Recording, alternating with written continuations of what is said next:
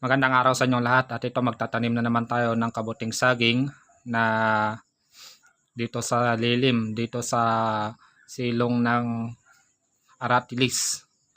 At nagbabad na tayo ng dahon ng saging na ating gagamitin ng 8 hours. At ganyan lang yung ating paglagay. Bali, 2 sako ito yung ating gagamitin. At naglagay na rin tayo ng madre cacao. Ito yung madre cacao na sinasabi ko. At nasa inyo na rin kung maglalagay kayo ng abono. Pero pag ikaw ay nagsisimula pa lamang, ay kahit na wag ka nang maglagay para sigurado baka maramihan mo yung paglagay ay cost pa yon ng hindi pagtubo ng kabuting saging. At ang paglalagay ng binhi ay nasa gilid at pwede naman sa gitna. Kung gusto nyo mas maraming mataniman ay sa gitna. Same lang naman yung resulta na pagtubo ng kabuting saging. At ang nilagay natin dyan ay madre cacao. Sa gitna lamang yung ating paglagay. Pag summer ay nasa 5 to 6 layer. Pag tagulan naman mag 7 layer tayo. Bali ito ay mga higit na 1 metro yung haba nito. At ang paglagay ng plastic ay nasa inyo na kung mahaba o yung dugtong-dugtong. Pag dugtong-dugtong yung ginawa ninyo ay maglagay lang kayo ng tape sa dugtungan para mas mahaba yung inyong plastic. At takpan nyo lamang at kung naarawan ay maglagay kayo sa taas niya. At ito na, after ng 5 days, pag nakita nyo na fully ramified na marami ng amag, ay atin nang babasahin yan. Bakit natin ba binabasa? Para sa ganon, matrigger yung mga amag na akala nila ay tag-ulan na kaya sila ay tutubo. At binabasa natin pag marami ng amag. Isang beses lang tayo magbabasa pag tayo ay nagbukas ng ating plastic sa ikalimang araw o 7 araw para sa pagpapasingaw ng ating kabuting saging. At bubuksan natin siya ng 20 minutes o 30 minutes. Pag tagulan naman, kahit 5 minutes lang ay pwede na. Pag summer naman ay nasa 20 minutes o 30 minutes. Basahin nyo muna para matrigger yung mga amag. Para mas marami yung tutubo. At pag natuyo, ay babasahin din natin para magtuloy yung mga amag na lumaki. At ito medyo na-dry siya kasi medyo hindi maganda yung ating pinaglagayan dahil medyo natatamaan pala.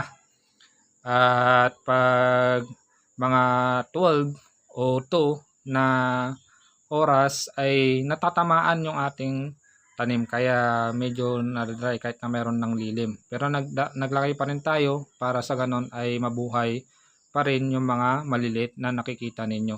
Ayan o, pag may nakikita na kayo parang tuldok-tuldok na puti o brown, yan ay mayroon ng tutubong mga mushroom.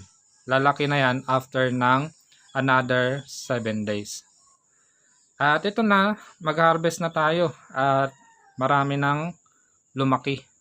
Yan o, ang lalaki.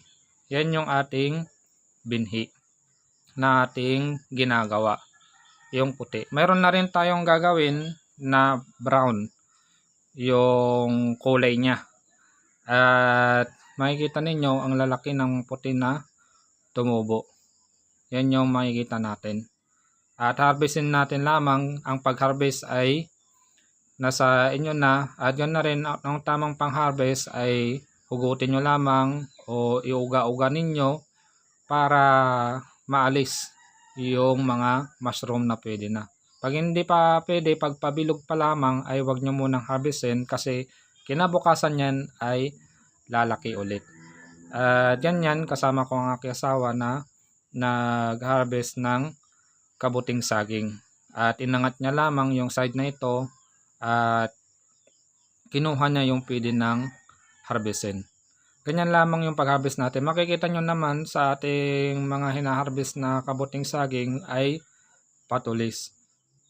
Pero pag malalaki naman ay pwede naman yung pabilog. Pero pag makita ninyo na malalaki na ay mas maganda para makita natin na hindi siya ganon bubuka.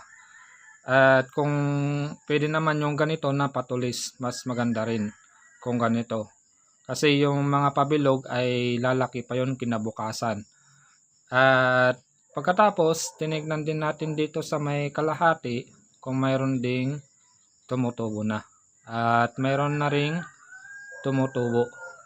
At nauna yung mga puti na tumubo kaysa dito. At sa napansin ko, medyo maliliit yung nandito. At ito na yung ating harvest na una. At ito naman yung pangalawa na makikita natin na lumaki na rin yung mga maliliit. Bali, gumising pala ako dito ng 5 dahil ito ay dadalhin para sa ka-workmate ng asawa ko. Kaya gumising ako ng maaga, gumising kami ng maaga para harvestin na itong mga pwede na.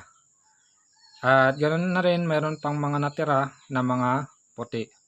At hinarvest na natin din itong mga puti. Ganyan lamang yung ating gagawin. At sa mga nagtatanong sa akin, paano pag lahat ay na-harvest na wala nang harvestin, ano ang gagawin? Buhusan nyo lamang ng inyong pinag-anuhan ng bigas, pinagbanlawan, at ibuhos nyo lang yon ng 2 araw na magkasunod at maghintay ulit kayo ng panibagong 7 days at makikita ninyo na mayroon ulit tutubo. Ganon lamang yung ating gagawin. Para sa ganon, makakaani pa rin tayo kahit 1 buwan na mahigit. Ganon ang pamamaraan natin. At ito, makikita ninyo na magkaibang kulay at saka mas maliit yung mga ito dahil hindi galing sa akin yan at sinubukan natin. Pero mayroon ako yung mas malalaki na brown at yun yung ating gagawin. At tingnan nyo na lamang yung nasa video ko na aking kinuha sa wild at yun yung ginawa natin binhi na mas malalaki. At ito, pangatlong araw na ng ating pag-harvest at mayroon pa rin mga tumutubo. Ilang days ba mag-harvest? Nasa 1 hanggang 5 beses tapos wala nang tutubo at doon kayo maglalagay ng mga pinaghugasan ng bigas na 2 araw na magkasunod, umaga at saka hapon. Kung nagluluto rin kayo ng tanghali ay isaboy nyo rin yung pangtanghali. Basta 2 araw lang at takpan nyo ulit. At maghintay ulit kayo ng 7 days at mayroon na namang tutubo.